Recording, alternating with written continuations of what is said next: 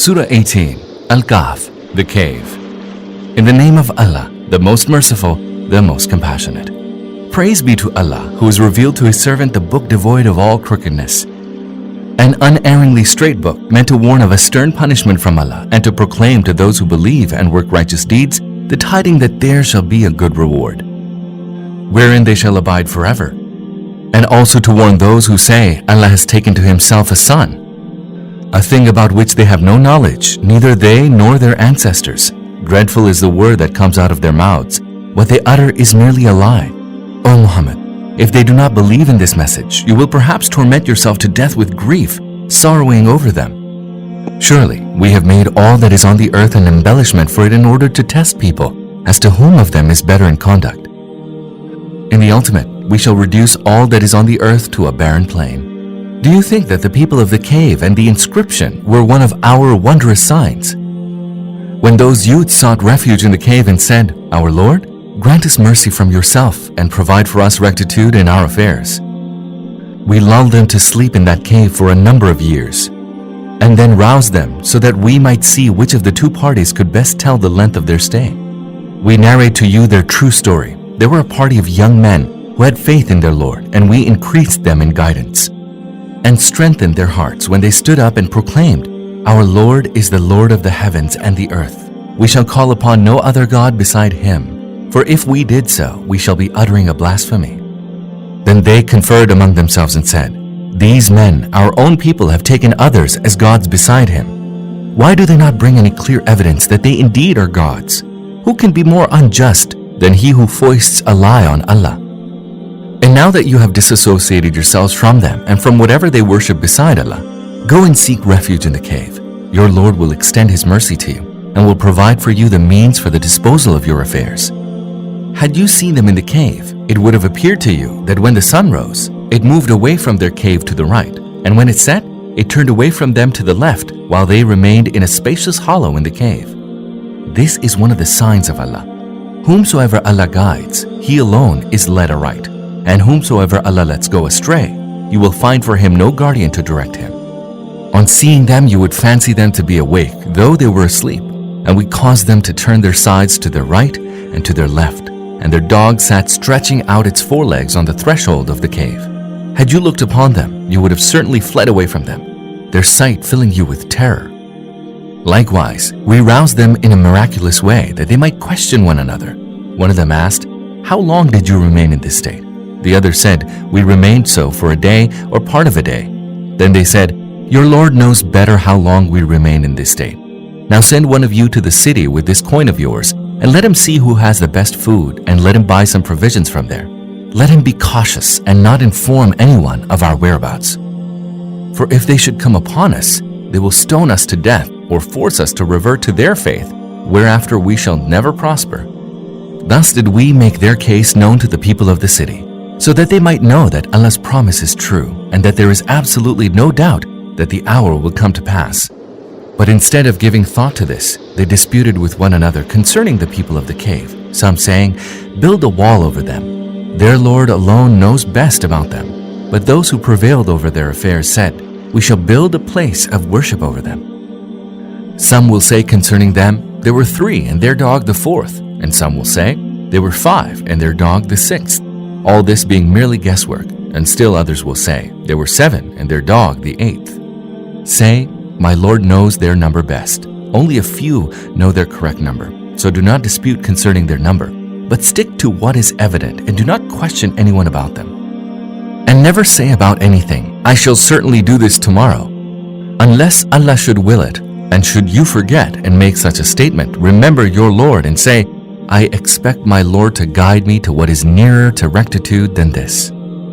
They remained in the cave for 300 years, and others added 9 more years.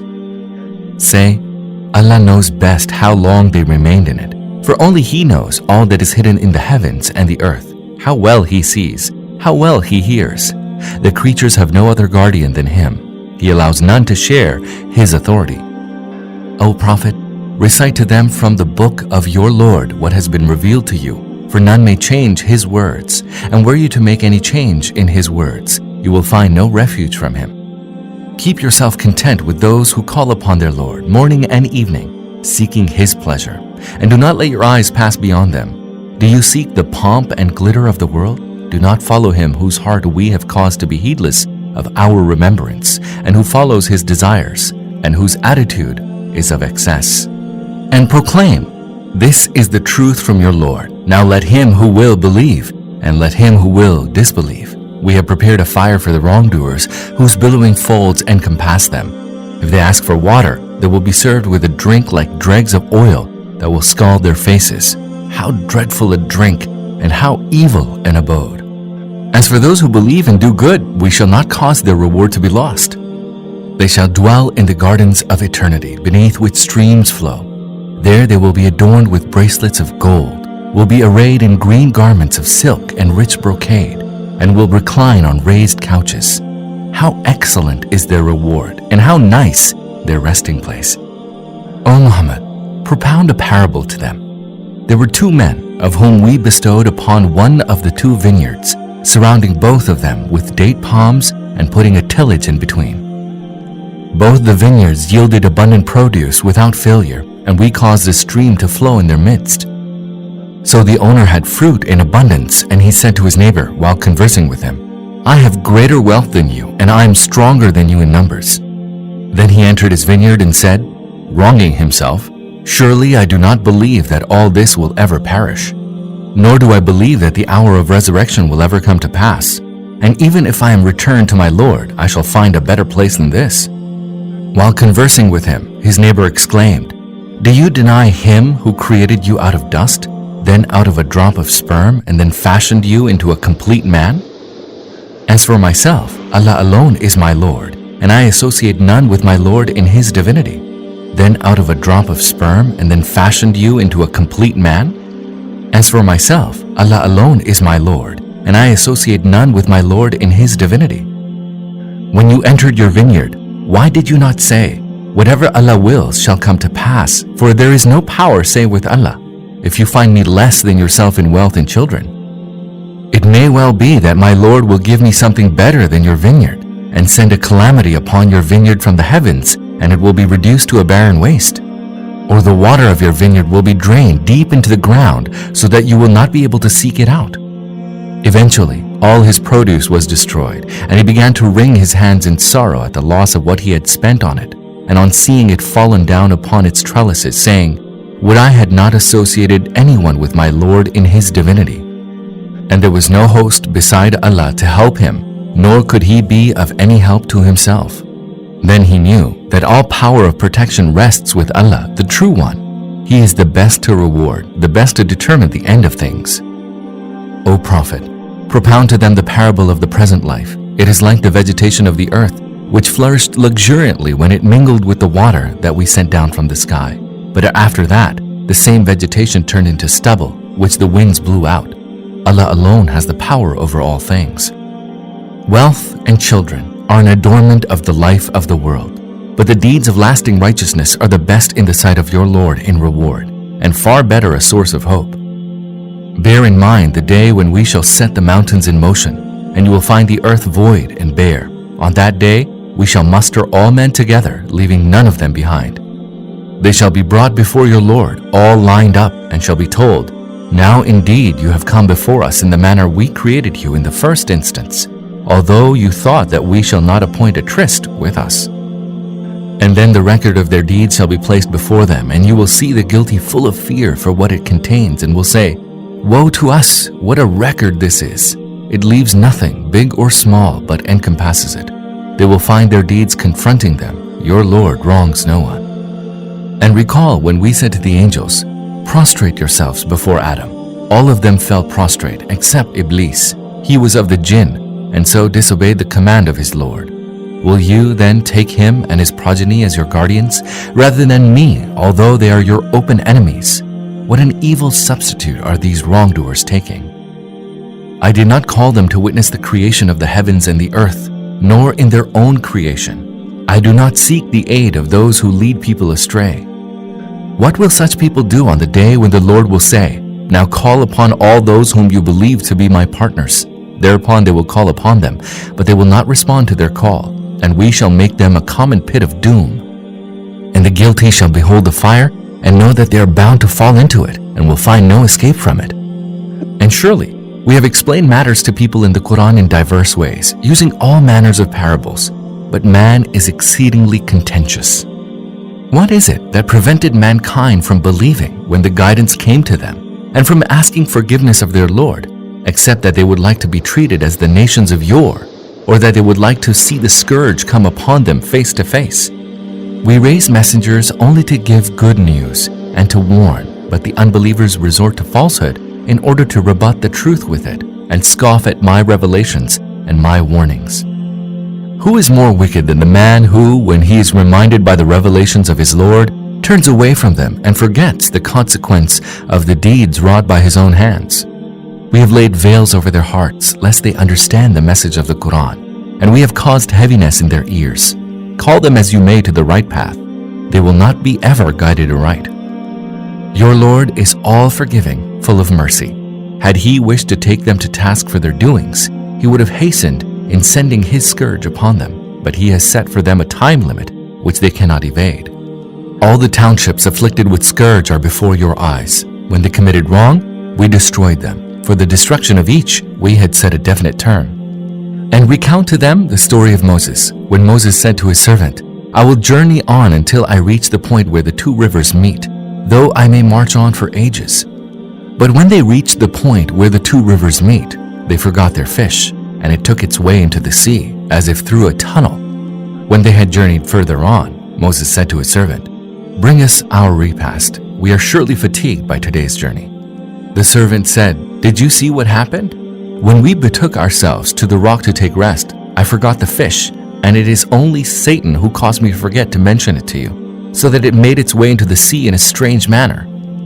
Moses said, That is what we were looking for. So the two turned back, retracing their footsteps. And there they found one of our servants upon whom we had bestowed our mercy, and to whom we had imparted a special knowledge from ourselves. Moses said to him, May I follow you, that you may teach me something of the wisdom which you have been taught? He answered, You will surely not be able to bear with me. For how can you patiently bear with something you cannot encompass in your knowledge? Moses replied, You shall find me, if Allah wills, patient, and I shall not disobey you in anything. He said, Well, if you follow me, do not ask me concerning anything until I myself mention it to you. Then the two went forth until, when they embarked on the boat, he made a hole in it, whereupon Moses exclaimed, Have you made a hole in it so as to drown the people in the boat? You have certainly done an awful thing. He replied, Did I not tell you that you will not be able to patiently bear with me? Moses said, Do not take me to task at my forgetfulness, and do not be hard on me. Then the two went forth until they met a lad whom he slew, whereupon Moses exclaimed, What? Have you slain an innocent person without his having slain anyone? Surely you have done an horrible thing. He said, Did I not tell you that you will not be able to patiently bear with me? Moses said, Keep me no more in your company if I question you concerning anything after this. You will then be fully justified.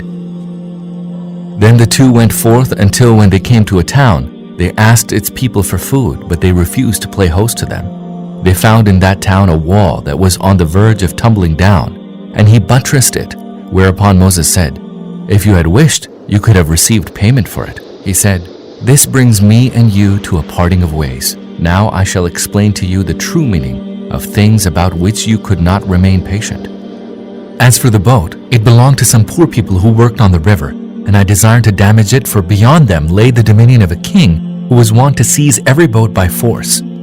As for the lad, his parents were people of faith, and we feared lest he should plague them with transgression and disbelief. And we desired that their Lord should grant them another in his place, a son more upright and more tender-hearted. As for the wall, it belonged to two orphan boys in the city, and under it there was a treasure that belonged to them. Their father was a righteous man, and your Lord intended that they should come of age and then bring forth their treasure as a mercy from your Lord. I did not do this of my own bidding. This is the true meaning of things with which you could not keep your patience. O Muhammad, they ask you about Dhu'l-Qarnayn. Say, I will give you an account of him. We granted him power in the land and endowed him with all kinds of resources. he set out westwards on an expedition, until when he reached the very limits where the sun sets, he saw it setting in dark, turbid waters, and nearby he met a people. We said, O Dhu'l-Qarnayn, you have the power to punish or to treat them with kindness.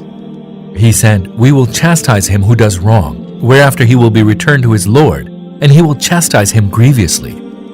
But as for him who believes and acts righteously, his will be a goodly reward, and we shall enjoin upon him only mild commands. Then he set out on another expedition, until he reached the limit where the sun rises, and he found it rising on a people whom we had provided no shelter from it. Thus was the state of those people, and we encompassed in knowledge all concerning Dhu'l-Qarnayn. Then he set out on another expedition, until when he reached a place between the two mountains, he found beside the mountains a people who scarcely understood anything. They said, O Dhu'l-Qarnayn, Gog and Magog are spreading corruption in this land.